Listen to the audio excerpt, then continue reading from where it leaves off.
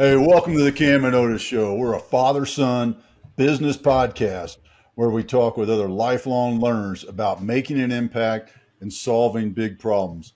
And those of y'all on the YouTube today, you'll notice that today was blue day. So I just want to thank Camden for following instructions There we go. and Oshri, our guest, who we'll get to in just a second. But Camden, what made you put on a blue shirt today? I'll put on my shorts first. I got these funky purple ones, and blue, purple, kind of like an avalanche thing. That burgundy and navy. So I figured it just matched real well. I don't know if you guys have the purple shorts on as well. We could do a little check later, I guess. That's a stretch. That's a stretch. Oshri, good to see you, man. Oshri Cohen's joining us. Why'd you put on a blue shirt today? Well, my company has Blue Shirt Day today, so today is Blue Shirt Day, and I sent myself an email, and I had to respond to the email, and I kept it going this way. What can I tell you? You actually followed directions, also. Wow, there we go. We are all in sync. And folks, just so you know, the reason I picked out a blue shirt because I said black. No, Labor Day is next week, and I can wear black after Labor Day. So today I'm wearing blue. So there we go. That's why I picked out my blue shirt. Oshri, man, it is good to see you. And man, I even in the green room, I was like, all right, this is going to be fun. I want to know, and please share with us what it was as a young teenager that got you into coding. I mean, was it you weren't good at soccer, or was it something else? Sorry, I had to tell you out, man. As a teenager, I was an extreme introvert. Mm. Right. So I did my own thing and I like doing my own thing and that's it. And something attracted me to software. I could just put some music on, I can build, and I could literally make anything happen. And that was back in the 90s. Now you can actually make anything happen. Back then we were still limited, right? Mm. 10 years ago, we barely had the cloud. Barely. So, that's it. That's what got me into it. I could, and my brain worked in that way. I could objectify. I could understand how systems work together. I would see a door as a system instead of just a door, and so it made sense. And that's what made me so successful in my career so far. Was it a deconstruct, or was it a construct to solve a problem when you initially started? I was able to deconstruct everything and see Mm. beyond what it actually was. Right? So some people will see a door, I'll see, okay, well, I see the door, but how many people can get through that door and how fast can it turn?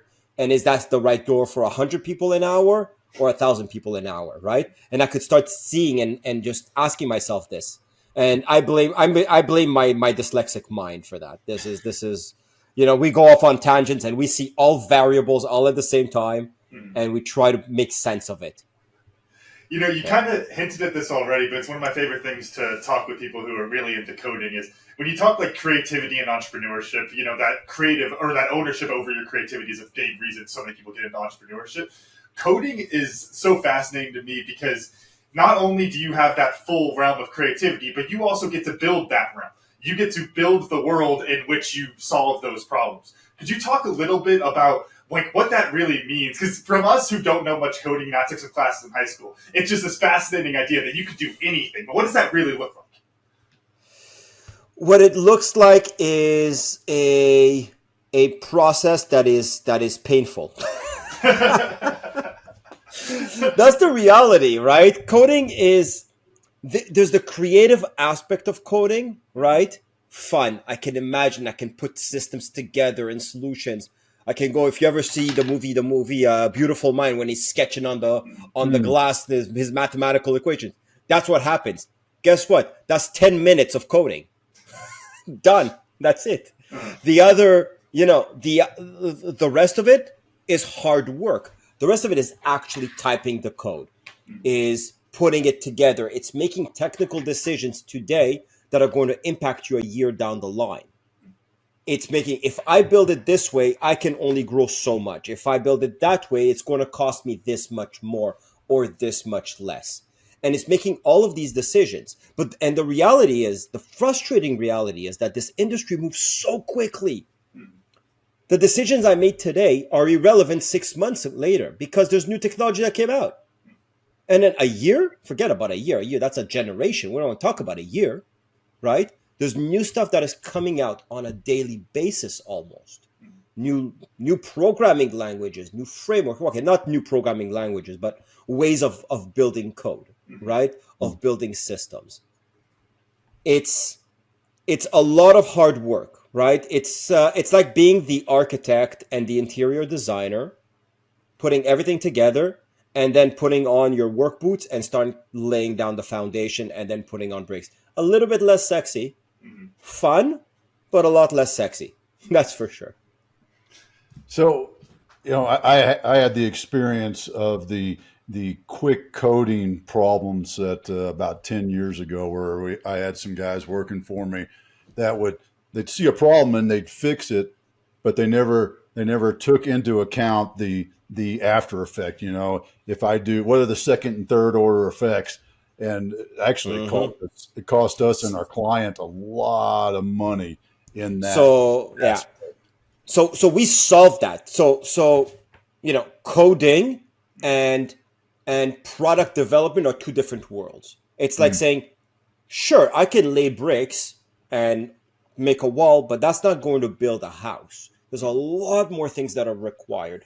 And Otis, to speak to what you just said, when we write code, and this is one of the hidden costs that most entrepreneurs will not know if they're not technical, right? If they've never written code, they won't know of this cost. For every line of code that we write, we usually write another 5 to 10 lines of code to test that line of code. We write code that tests code. When you have 100 people writing code all at the same time, adding to a system, making modifications because your business is growing, it's moving, the chances that you're going to step on someone's foot is pretty high, right? It's pretty high. Like, there's a lot of changes that are happening in a system. So we write code that tests the code that we write. Okay. That's called a unit test. And then we've got additional code that we write to simulate how a user behaves on the application. Click on this, log in. Click on that. Did you do that? Yes. Constant verifications, constant. And we can have, at some point, hundreds of thousands of tests all running within a few seconds, a few minutes, right? Sometimes a few hours, right? To validate that nobody broke anything. And that's how we can confidently move really, really fast. But most people have never even heard of the concept. And if you don't have proper technical leadership, you're most likely not going to have this in place. Speaking on the leadership there, how do you operate that in a way that you're not constantly building, tearing back down, 2 steps forward, 1 step back every single time? So that's all architecture, right? That's architecture 101. We put in specific pieces in place that how can I explain?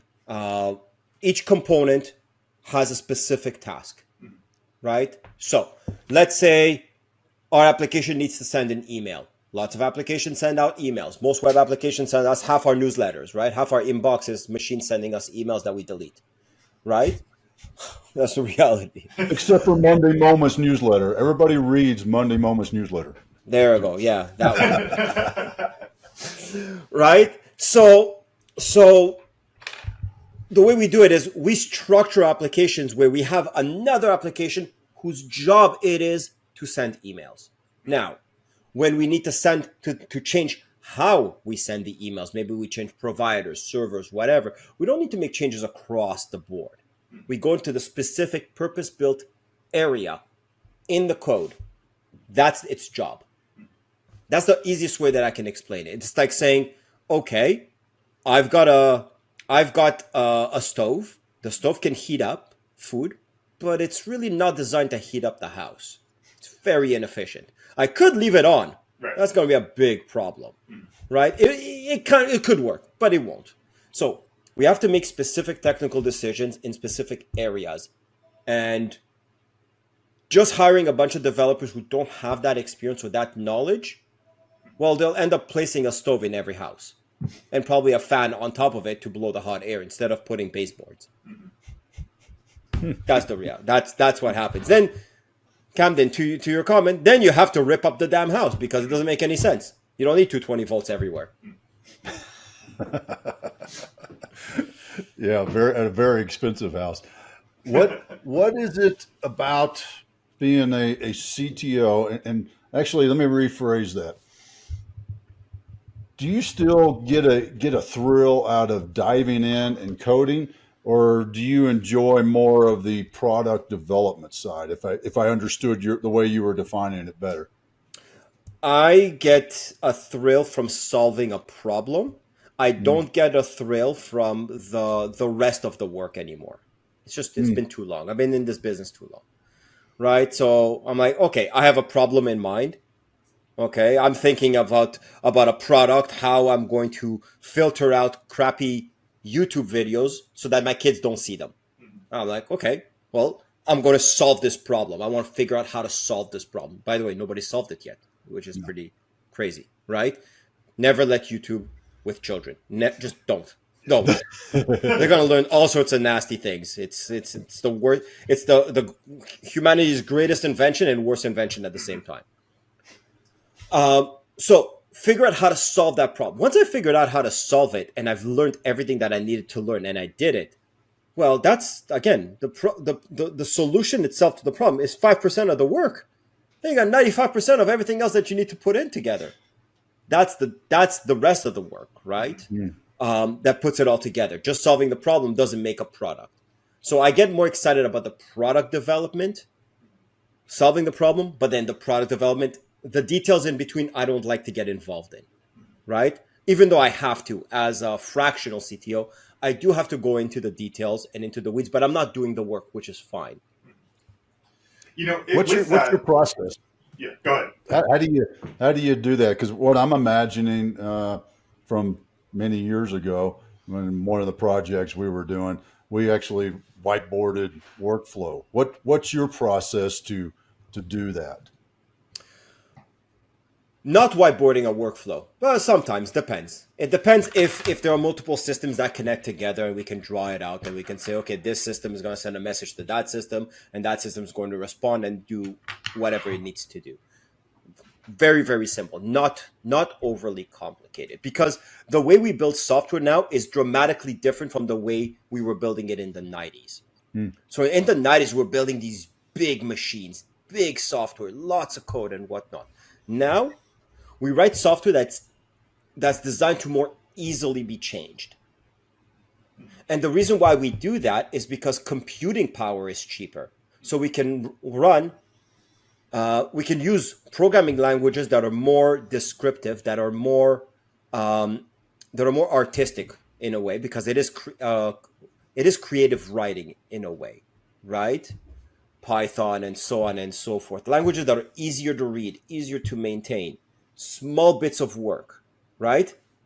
But running them on more machines and on faster machines. Back in the 90s, we had to write code in an expert way, right? At the definition of science in every way, shape, or form. And we had to do that, how can I say?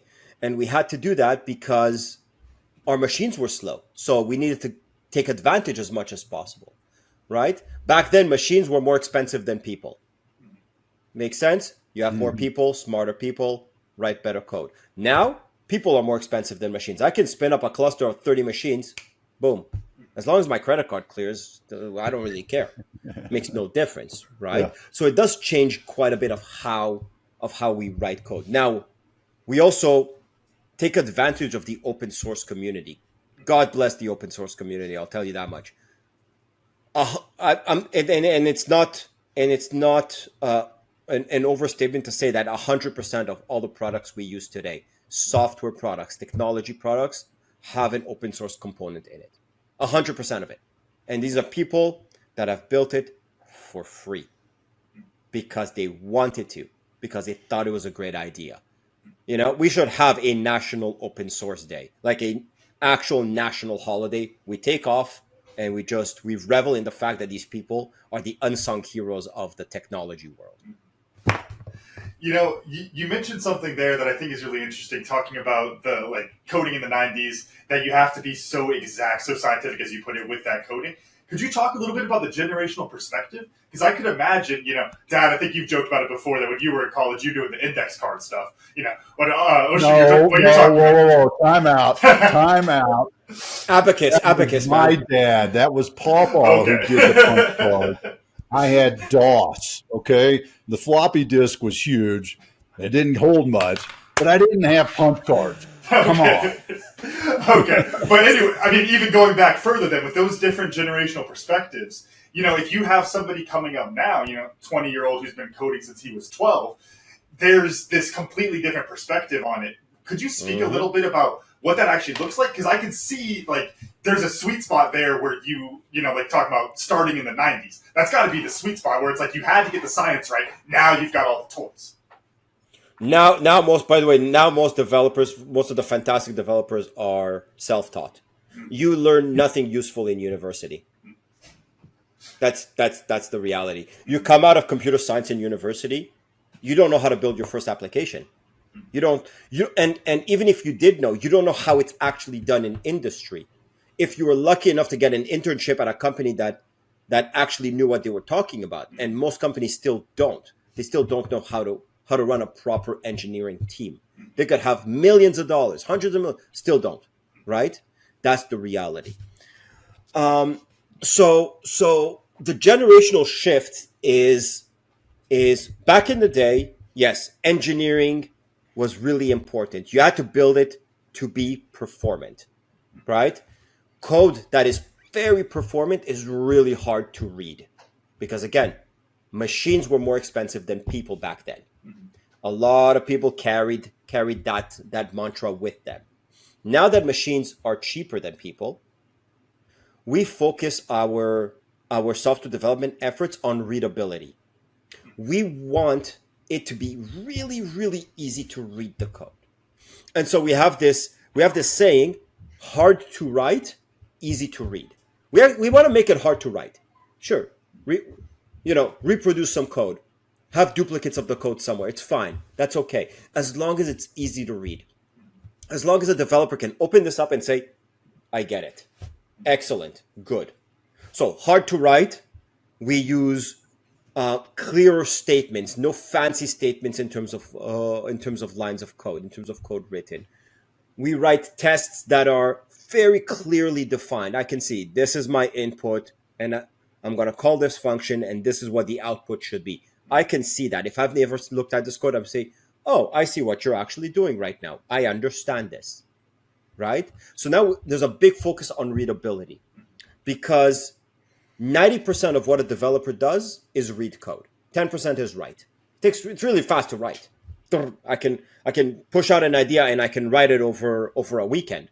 But then to maintain that is going to be much more expensive. So 90 cents on the dollar is reading and maintaining the code. Therefore, 90% of our effort should be to make sure that we reduce that cost. That's the generational shift, right? So in school, they learn engineering. They don't learn about readability. They learn, this is how I'm going to optimize CPU and memory. Great if you're going to be at NASA in the basement building software for the space station. Yes, good. You should 100%. But if you're building a web application, a mobile app, and so on and so forth, yes, you got to keep that in mind, but you will keep that in mind because your app will be slow or your web application won't perform well. You physically see it, and then you optimize it.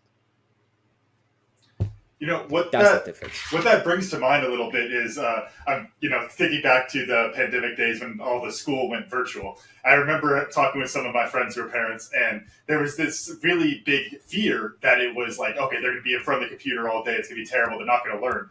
That wasn't the problem. The socialization we now know is the bigger problem there. But it was fascinating to hear them talk about how it's the kids also had the iPad in front of them their whole life. They're much faster on those things than we are. Is there a similar kind of effect with like this new generation of coders where it's like they grew up in it, like you were saying, they're self-taught, so there's like they almost, I don't know, have a different aptitude for it, like naturally? Yes, yes. The people that grew up with a tablet were the first ones to actually have a tactile feedback on with software. I can touch it, not a mouse. A mouse is still not tactile feedback. I can press and something happens, right? When we were using software with just a mouse, a keyboard, and so on, we could accept a certain delay because we were interacting with a machine. But now that we can touch a machine, we can physically touch it and feel it vibrate. We have a lot less tolerance for slowdown, right? If Facebook or whatever social media people are using these days doesn't refresh fast enough because they move their finger down, they're going to be really disappointed and annoyed. Back then, if you're using a mouse for Facebook, okay, well, let it load. I'm going to do something else. It's busy doing its thing. I'm going to go cook dinner. Yeah, I'm going to go cook dinner, do whatever it is that you need to do that's more useful than Facebook, which is basically go sit in a room in the dark and do nothing. Is more useful than being on Facebook at this point, right? So they have that capability, right? They have that perspective. And I guess, how would you say that shapes out into the work? Like, how does that make it actually different? How, their perspective or whatever you would call that? Oh man, pros and cons, right? It's a double-edged sword in this case because they already have more or they have a very good understanding of how software is supposed to work. They have no idea what happens under the hood. Back in the day, a software developer had to actually understand what happens on a physical level to the machine, how the hard drive is spinning, how memory works, how the CPU works, because you had to optimize at that level, so you had to understand it. Now, most developers wouldn't be able to reinstall an operating system, right? Unless they're technologists, they're real technologists. But they don't teach you this in school. They don't teach you how software impacts a machine, how it physically impacts it, what actually happens at that level. When you can make that connection, you go from a pretty decent developer to a great developer. You can make that connection. That line of code will impact the machine this way, and this is why, and I can trace it down, and so on and so forth. So it's kind of a double-edged sword because in some ways it helps them because they've been around it forever. In other ways, it kind of blinds them. They become they have this. I like to use the term an inch wide in terms of knowledge, and a mile wide, an inch deep. They go a lot of it, not enough, not even enough to drown themselves. It's just it's an inch deep, right? So I'm hearing kind of an analogy here of, we're still going to need plumbers, sort of thing, right? No matter how high tech my house is, with all the the connectivity and all these different things, I'm still going to need a plumber. Is that a good analogy as far as understanding how the things work and come together? So you would need a plumber if we had standards, sure. We don't have any standards in the software development world. Yeah. Standards are changing. 5 years ago we had a standard. 10 years ago we had a standard. A year ago we had a standard. And then it just keeps on evolving. So, now it's the wild, wild west. This is the reason why I'm writing a book. I'm writing a book specifically written to explain the software development process to complete laymen's. Just they don't know how it works. And we use the plumber analogy and plumbing analogy, but it would work if we knew that we would always use this kind of pipe and this kind of faucet and this kind of connection and so on and so forth. But in software, that doesn't exist. You can achieve the same thing 10 different ways, right? If any plumber would come in and pass a pipe through the roof and you'd see a pipe sticking out just to go and reach the sink in the upstairs instead of actually wiring it through the walls, well, they have to do it through the walls because that's the standard and they have to meet specific criteria because it's enforced by law, by the building code. We have no building code. There isn't one. It's just do whatever the heck you want, and hopefully it works. Now, we do have generally accepted, how can I say, standards. We understand that this is how we should do it. That's called idiomatic development, right? This language, this is how we write things. But how you write it, it's like saying, well, all books need to be exactly structured this way. It's art. Software development is 50% art, 50% science. And you have to be around that exact, half and half.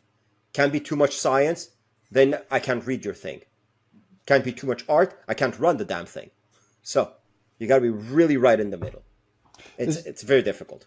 That just makes me think of, is there such a thing, or is it growing to this where it's more like a natural language sort of code, so that it's not the special characters and do this and that? No, we're still special characters all over the damn place, and every time there's a new language that comes up, they create their own special characters, right? C++, then we've got .NET, Python, Golang, Rust, and some of them, you ask yourself, why?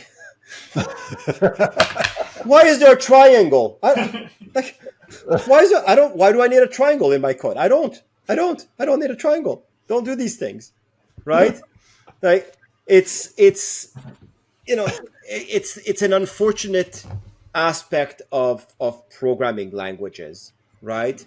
If the individual who created, or the individuals who created and designed the programming languages thought about readability, thought about the developer experience, software development would be much easier, right? This is also the reason why Python is the most popular language in the world at this point. It's the easiest to pick up. It's the easiest to read. There's no special characters. There's nothing. It's devoid of all, well, pardon my French, but BS, right? It's just straight to the point, and that's it. And it's easy to maintain. It's easy to read, but it's also very slow to run.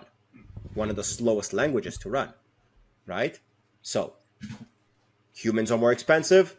We want to optimize human time, until AI takes over. And at this point, we gotta save that for the end of the episode. We gotta keep people in here for a little while, right?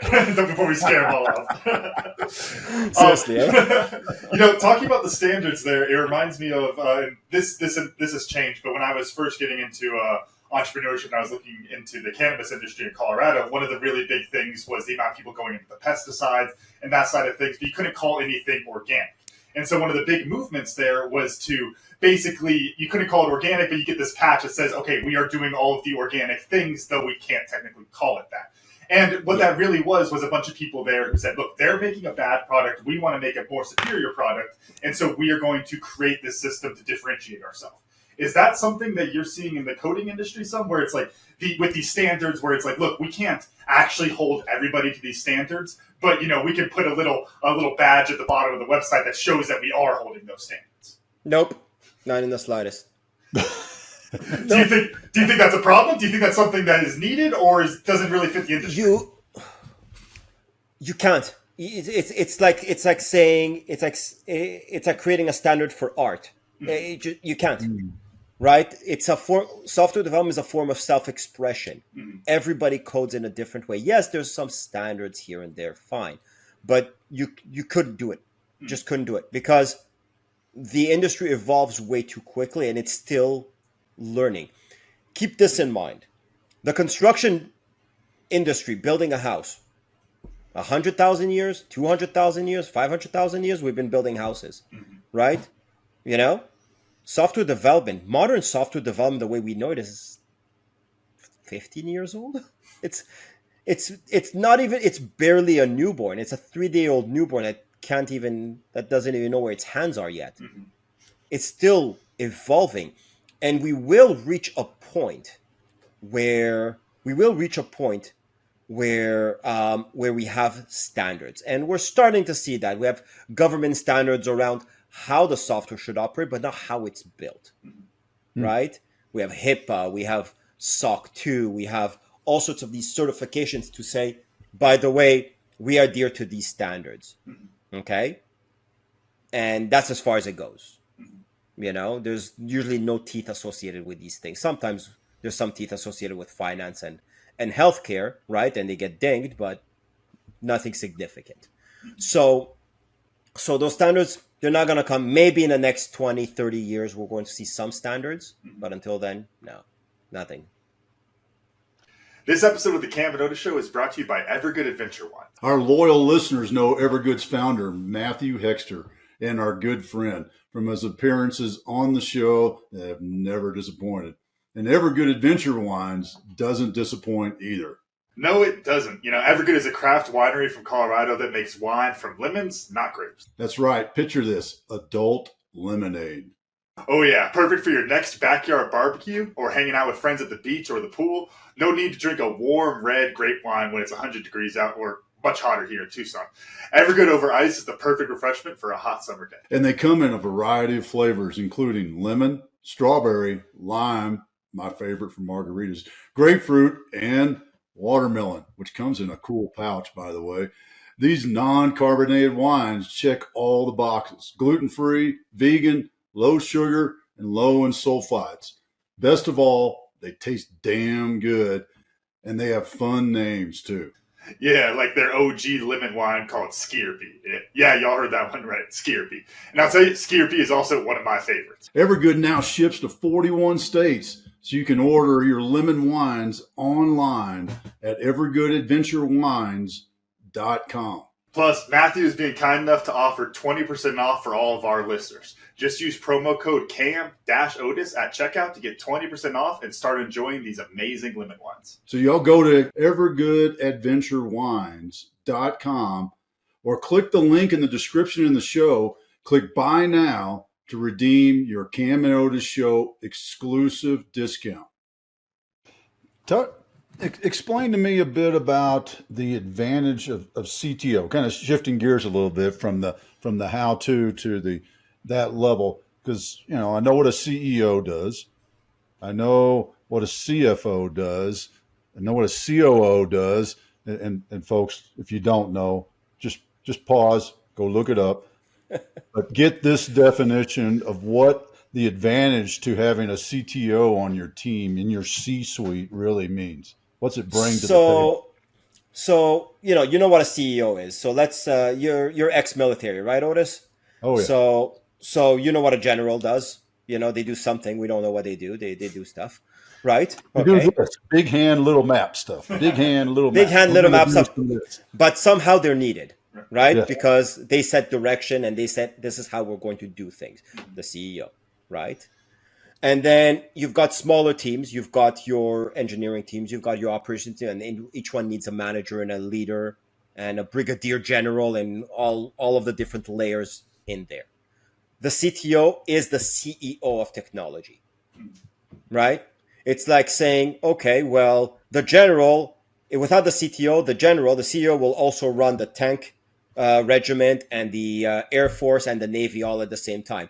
Yeah, good luck with that. I mean, there's a lot of hand waving, but it's not going to get anything done. And they're going to be doing things themselves. So the CTO is the one who beats the drum and says, this is the direction we're taking. These are the processes we're going to follow. No, you can't shoot at innocents. I'm sorry. It's just not allowed anymore. And so on and so forth, right? That's what the CTO does. They choose the technology. They don't always choose the technology. They use their team. And the team comes up with technologies and solutions, and they make the decision as to which direction they're going to take, right? In coordination with their team, right? The general depends on their 100 advisors to help them actually make a decision. They're not just come everything out of their heads. So that's the CTO. Now, a CTO is not needed full time. It's just most of the time, a CTO is not needed full time. The general is not needed full time. General could care less what's being fed in the mess hall. Doesn't need to be involved in the mess hall or in tank maintenance, right? The CTO also doesn't need to know. They need to put in a policy that, hey, by the way, we should maintain it. Maybe we shouldn't feed them poison. That would be a great idea. Thank you. Let's go and do that, and somebody else deals with it. But they set the direction. And so setting the direction and creating the processes for everybody to start following the path that was defined, they don't really need to be involved after that, right? They don't need to be involved after that. Beyond that, if you need a full-time CTO, it's because you need them to meet with your clients. You need a technology representative with your investors, right? Or you're in deep tech and your CTO is the PhD who invented the tech. Okay, great. Then you need the person, the human, right? So that's the reality. And so I started this fractional CTO business. I like to credit myself for bringing it to North America, but I didn't, because I didn't see anybody as fractional CTO. And then suddenly when I didn't stop blabbing on LinkedIn, people started popping up as fractional CTOs, right? So I started the fractional CTO business because that's what I realized. Most startups don't need a full-time CTO. Most companies don't need a full-time CTO. But you know what? A lot of companies need that general to come in and say, yeah, you're doing things correctly. No, you're not doing it correctly, and so on and so forth. This is the proper approach. This is how we do things now. Thank you very much. Apply this. Pay me some money. Go off and do your thing. Then you're not needed anymore. Case in point, I helped 46 startups in the last year and a half. That is a tremendous amount. Right? As a full-timer, I would have helped one team. Yeah. and that's it. But I can do that. Why am I able to do that? Why am I able to do that? If I would be needed full-time? That's the reality, right? So that's it. And the data that I used to define whether fractional CTO makes sense is as follows. A CTO's job evolves over 4 generations. I like to say 4 years of a business, but it's 4 generations because businesses evolve in generations, Like an army, you can be just a team, and then you're a brigade. I guess I have no idea. I've never been to the military. And then you're a regiment, and then you're a company, I guess. Maybe I got it right. I don't know. It's okay. You get the point. We get the idea. Get the point. Yeah. And at each level, the CTO evolves, right? So at the beginning, when you're just a group, well, the CTO, to use army terminology, he's carrying a gun with him. He's in the field with you. He's the leader, but he's in the field with you, and he or she is the expert. They know what they're doing. They're responsible for everyone. As the team grows, the CTO goes from an engineer, right, who's really good at coding, to a manager. Now you're asking a creative to manage. Whoa, hold on. Whoa. I like to solve problems. Now I have to manage people and teach them how to solve problems and think like further in the future. Some people can do it. Many people cannot. They start to stumble. Then at the 3rd generation, they're a leader. Oh, now I have to manage managers? I have to lead them? Nobody taught me how to lead people. There's no leadership school. There's consultant that will help you, maybe, but there's no leadership school. And then the 4th generation, you're a visionary. You start thinking out. You're the general now. You're no longer involved in boot camp. You're thinking about, our tanks need 5 guns. That's what they need. I don't know. I'm being facetious, but you get the point. So a lot of companies and a lot of startups make this mistake. They hire the CTO, and then suddenly in a startup, you evolve generations so rapidly, this person can't actually maintain that evolution, right? To go from a creative to a leader in 3 years, that's nuts. That's a very difficult thing to do. Most will burn out and will leave after 2 years. And then you'll need your big boy CTO to come into place. So what I tell companies is, bring in a fractional CTO. We're way cheaper. We're way better, right? And then when you're ready, hire your permanent CTO at the time you're ready, when you enter the 2nd generation of your business. Could you talk a little bit about what the impact is for like a small business entrepreneur? Because you've talked a lot about what the fractional CTO does and what that can mean. But I think that's a place where, like, if I'm the CEO and I don't know all these different things, like, I don't care what email we're on. I don't care about all these what technology we're using for this different stuff. Could you talk a little bit about what that kind of, I guess that bottom line change or like what the operational change is, because we know there's a value. It almost like it comes to mind of like whenever you hear, I don't know why I got pandemic on the brain, but it's like people talk about like prevention things. Yeah, you can always do more, but it's like it's so abstract. What am I really going to do about this? I'm going to go about my daily life. That's how I feel like a lot of CEOs look at tech, where it's like, yeah, yes, that all is true, but I've got priorities over here. What does that fractional CTO do to change that perspective? So the fractional CTO takes away the worries of technology, because technology actually requires you to think. You can't just ask for a house to be built. You have to go in and monitor that house being built every day, because no matter how good your contractors are, they might misinterpret the plan. Right.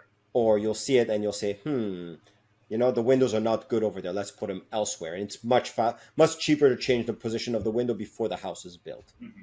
So the CEO's job is to run the business, grow the business, keep the lights on, pay salaries, get clients, and so on and so forth.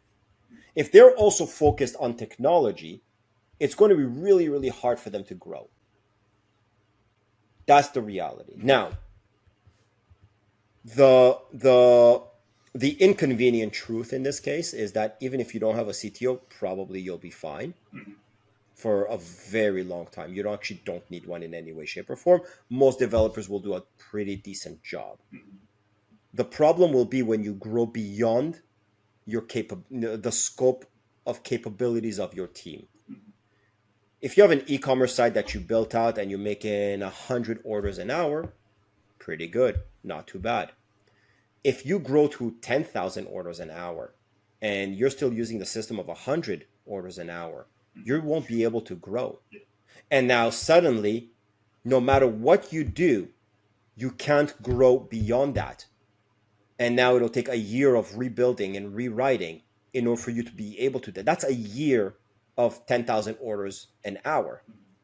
That's lost customers, lost confidence, lost everything, because technology is in the forefront. You're a technology business, or you use technology. That's the reality.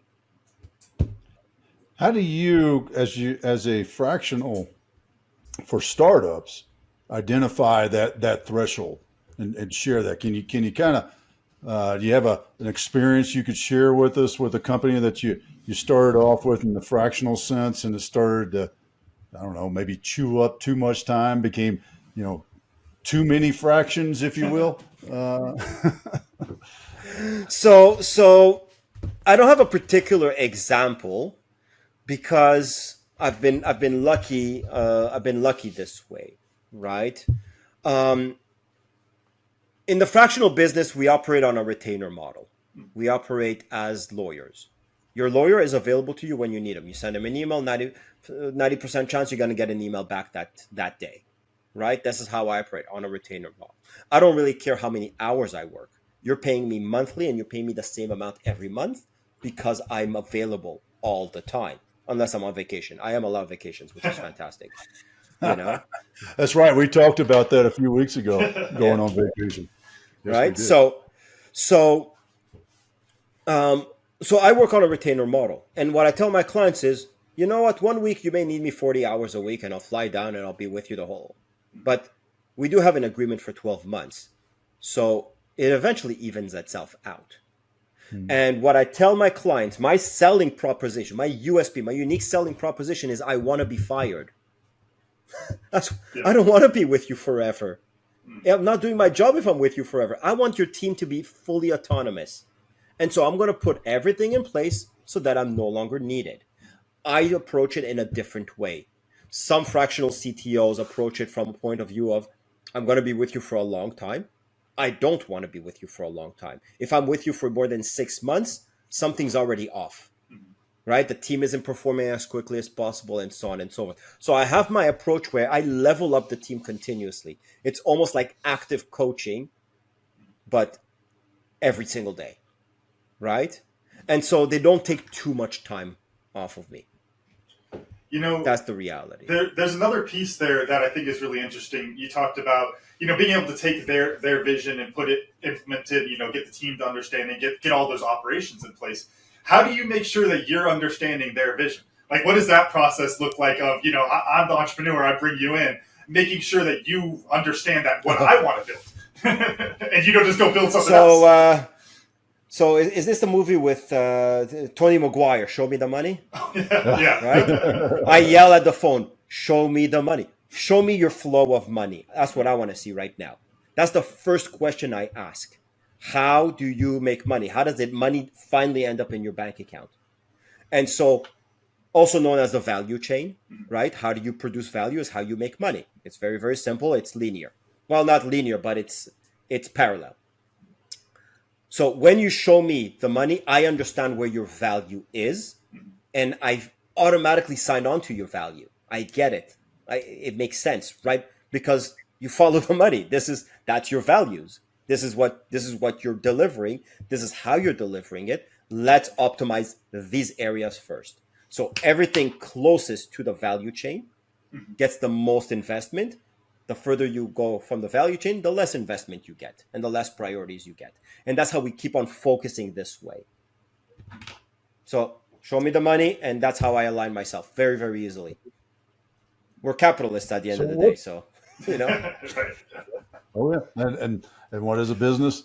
It's an organization to make money. Yep. I mean, it doesn't exist. It solves a problem and makes money. Otherwise, it doesn't exist. Exactly. So what is I can't think of a better way of putting this other than your secret sauce. And I mean, yeah, you saved me money as a startup tech firm, right? You're saving me money, but there's always more to it than that. So what is that secret sauce you bring into the table? So the secret sauce is that I like to say that I'm a CEO and CTO combined, because I've started businesses in the past, I've scaled them and so on and so forth. I own a few businesses, right? I approach technology from a business point of view, right? And so is this good for the company, and why, and when, and how, and where? That's the important bit. That's how I want to see things, right? That's how I see things. That's how I solve problems from a business point of view. So with my clients, I often have very lengthy conversations, almost hours on end, and we keep talking and talking and talking, and we come up with new ideas. We come up with new business ideas on the phone. I'm like, we're building this for you. If we spend another 30%, maybe rough estimation, we could build another business unit. You can make more money. Like, I don't want to cut from your business. You have me around. I'm your advisor. I can't help myself. Again, my dyslexic mind. I can't help myself. I'll think about, user experience, data, developer experience, data, business experience, customer experience, technology, how it all impacts money, all in the same breath. I have to, because that's how my brain thinks, right? And that's how I approach solutions. Is it good for the business? And why is it good for the business? And what's the opportunity cost of not doing that? Is there an opportunity that we can spend our money elsewhere? That's it. I kind of want to shift gears. Oh, go ahead. Go on. So typically clients come to me because they're in pain. They're already hurting. They're like, I can't keep going this way. This is complicated. I don't understand what's going on.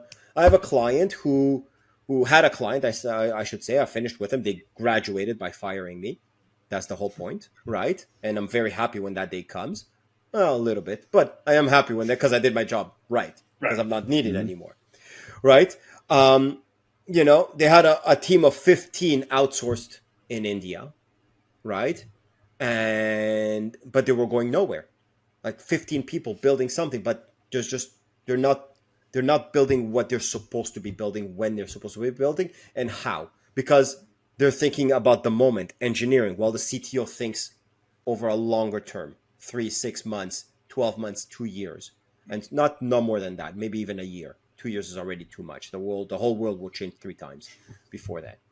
So this episode of the Cam and Otis Show is brought to you by Tribe and Purpose. Are you tired of dealing with the cost of bad leadership? It's time to make a change. The Green Beret Leadership Program is your key to unlocking the full potential of your team. By using GBLP to develop leaders in your business, you'll get a proactive and responsible team that embraces challenges, takes calculated risks, and takes action without constant supervision. Developing great leaders can take a lot of time and energy, and that's why businesses tend to opt for the trial by fire and the school of hard knocks path to leadership.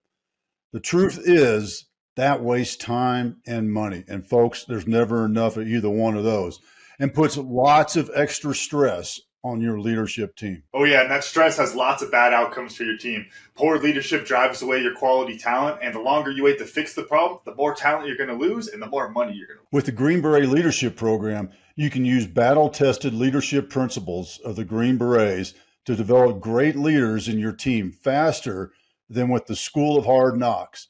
You'll see changes in just a few short weeks. And the longer you wait to take action, the more damage poor leadership can do and will do to your business. Learn more about the impact of GBLP, that's the Green Beret Leadership Program, can have on your business, and schedule your free coaching call with the Green Beret coach. That's me, folks, Otis. Now at findyourpurpose.coach/GBLP.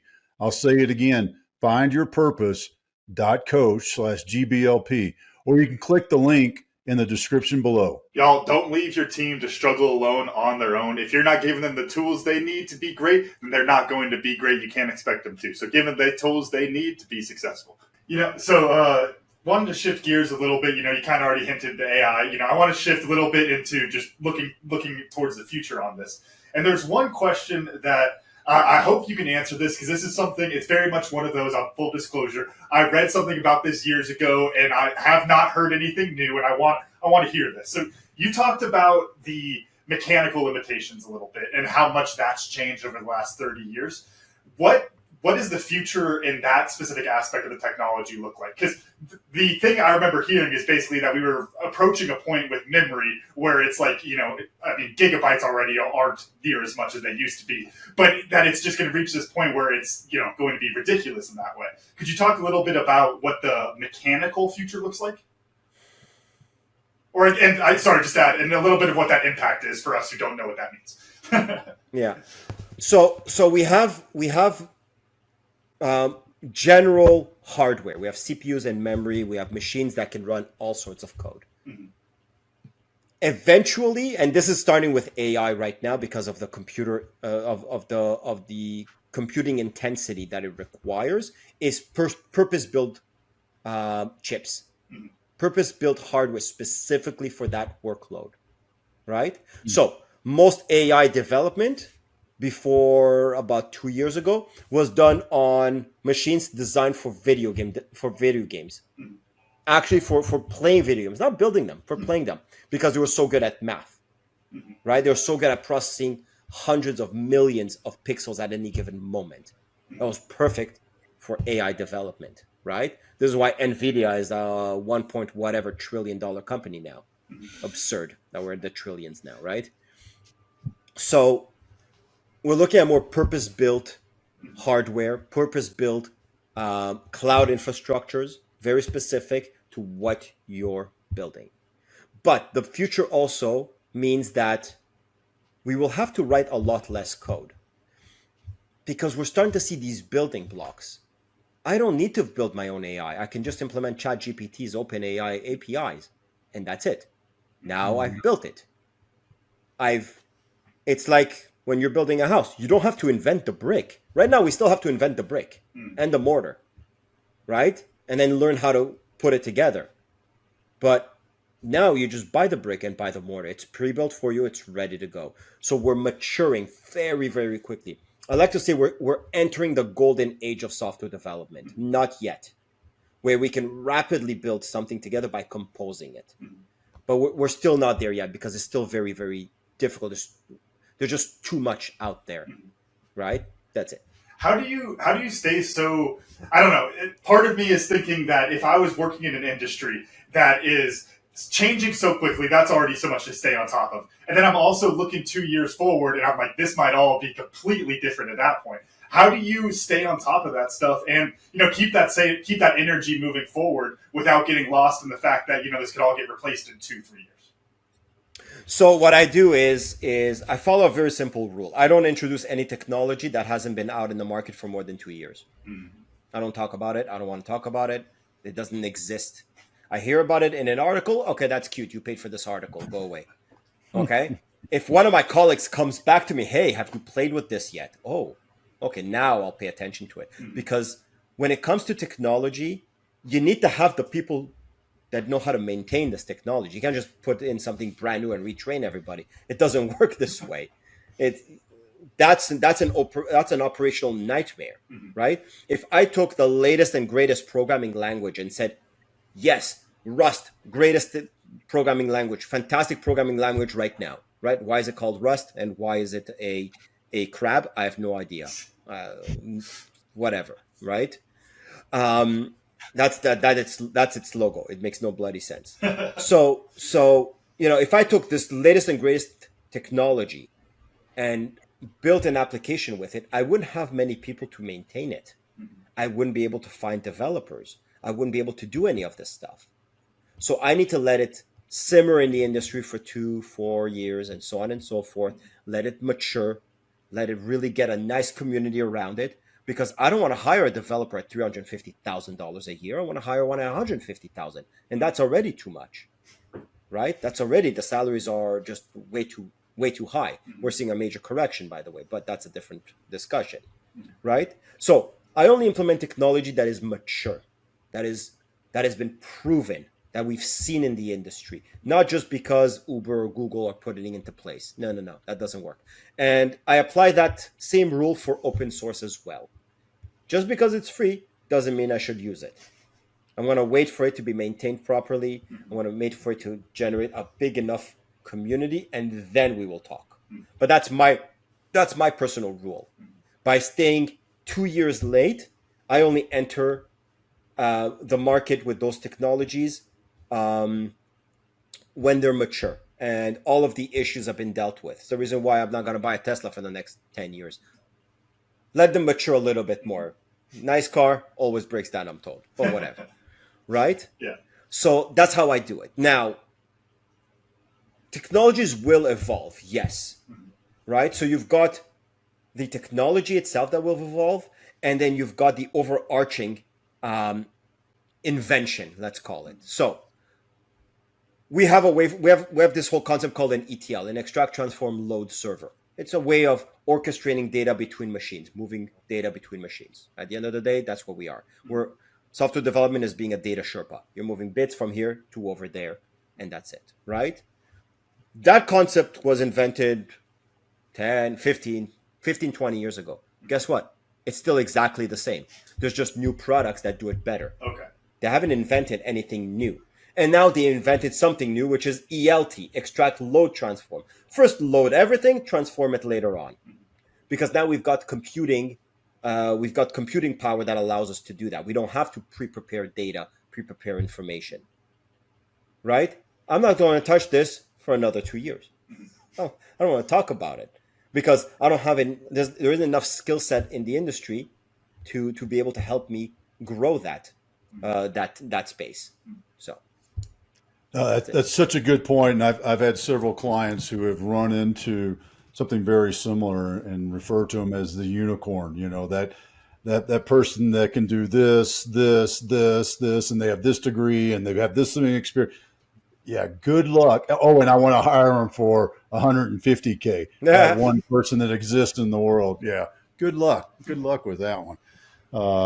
Which it's interesting that it permeates around in every industry in that sense. And I love that advice of the 2-year rule and wait till somebody else is coming to you and saying, "Hey, have you checked this out?" Let them bust their head over something. Why should I deal with it? Oh yeah. Well, in that whole thing of how you learn and what you learn, for me, it's the 50-50. The language and the coding is 50-50, science and artistic. Because, you know, for me as a layman, I mean, the last time I did any coding seriously was that class I took in high school. Literally, that was the last time, folks. That was a couple of days ago. I'll just let you know that I do have a reunion coming up. So it was. You can do the math on the decade. Was the world in black and white back then? Or yeah, and we all lived in log cabins and had dinosaurs as pets. You know, I did watch Fred Flintstone growing up, though. I will tell you that. But just having that understanding that makes so much sense to me. I mean, even though I had coders that worked for me, I still never grasped that concept that it was scientific which is also why you can't drive developers at 100% productivity. It's not, you can drive someone in a factory floor on assembling something at 100% capacity, given their 5-minute break, whatever it is. But you can't do that with development because it's a creative energy. Your creative energy is finite, right? And it comes with ebbs and flows. So we've even adjusted how we work. The modern approach is you don't assign work to developers, you let them pick it themselves. You put a big bucket of work of what you want done, let the developers pick the work based on their creativity level at that point. It's a completely different approach. It makes no bloody sense. And MBA would be like, why would you do it this way? No, we need to assign, we need to manage it, blah, blah, blah, blah, blah, blah. We need to drive. Well, you drive. If they were doing all science, they're just going to write garbage code that is unreadable. Yeah, sure, you'll meet your goals, but then your cost is going to balloon through the roof afterwards. Then you'll be that company who needs to hire 100 developers suddenly because you can't grow anymore. It doesn't make any sense. Give you an example. WhatsApp, the very popular chatting and phone application, has 50 employees. That's it. Wow. They have 50 employees. Most of them are not engineers. So, Facebook has 1,000 engineers. Why? No idea. Well, it makes perfect sense. I mean, when I was, managing those product managers and the coders, the fact that they would work at weird hours, I didn't say anything. I didn't care. They were getting the job done, but I was always like, okay, Yeah. But now it just makes sense because, we're all different in our minds. Some of us are night owls, some of us are morning people, and all those sort of things. So yeah, that creativity juices. When does it? I solve technical problems while running. That's what I do. I go for a run. I forget about running, and I just solve the problem. And then I get back home, and there I go, and I apply it with my team. So I need to be running all the time. You go explain to a traditional business owner, where's your employees? He's on the track. Why? I'm putting a treadmill underneath your desk, and I just want you to run on that treadmill. Is what I want. Yeah, seriously. Camden, how about you? What'd you learn? Yeah, I think for me it was the reiteration about how important it is to understand the full picture. That if you only understand one specific area, just how much you miss. You were talking about what people get from universities when it comes to coding and those type of things. And I think it's funny. It makes me think back to my ag biz, and I went into entrepreneurship and was like actually farming. I tried to take plant science classes and they wouldn't let me because I wasn't in the right major. Freaking ridiculous looking back on it. But I had a professor who was really, really smart, but he said something, and I think you'll appreciate this. It was that it's not my job to teach you how to go manage a farm. It's to teach you how to go somewhere so that they can tell you how to manage their farm. And it is a very specific skill set that, look, hey, you can learn a lot of stuff at university. U of A's down the road, great school, love it. But you got to know what you're getting out of it. And you got to know what specific things you're getting, and don't expect to get this entire full breadth of knowledge that you do really need, especially if you're going to be an entrepreneur, be a creative, and understand that full process. Coming out of university, and I coach a lot of new graduates who want to get into the software development world, even though they just graduated from computer science, right? University teaches you maybe 1%.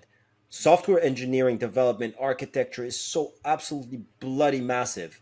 It's like you can't know everything. It's just not possible. You could, but you'll be out of date at some point, right? And your brain can't hold all of that information all at the same time. It's just way too big, which is also the fallacy of, hey, I need one developer. Let me hire this one developer and you'll build everything for me. Could work, sure, if you're lucky. But then if that person decides to leave, you'll hire somebody else that can't make heads or tails of what they built because they didn't build it the way they're supposed to. So, Oshri, how about you, man? What'd you learn? Oh my, what I learned that I think my army analogies were not that funny. I thought they were funny. Yeah, that's what I learned that day. I think I did most of the talking. Ain't that the fun part of doing a podcast is you can start an analogy and it's like, God damn, that was so good. And then you keep talking and it's like this analogy is getting shakier and shakier and shakier as I go. Yep. Exactly, right? That's the challenge of writing my book. I'm 6 chapters in. I use a lot of analogies because I have to, because the target audience is layman's, right? I like to call them mere mortals, but differing interpretations.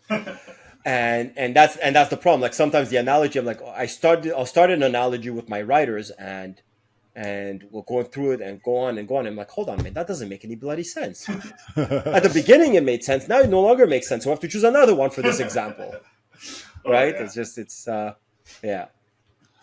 Oshri, how do people find you, follow you, see what you got going on? Hire you. My website, oshricohen.me.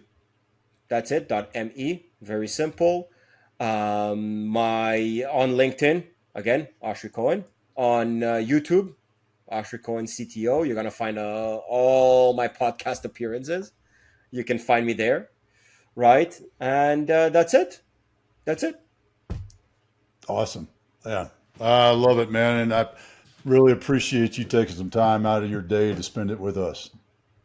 Thank you very much for the invitation. Camden, run us out. All right. Thank you all for listening to today's episode of the Cam and Otis Show. And a special thanks to our guest, Oshri Cohen, for joining us today. Remember, you can watch full episodes of the show on YouTube at the Cam and Otis Show. And if you enjoyed today's episode, please make sure to share it with other lifelong learners in your tribe so they can enjoy it too. Follow us on Facebook, Instagram, and LinkedIn. And as always, the full archive of episodes is available at www.camandotisshow.com. Thanks again, and we'll see you all next time.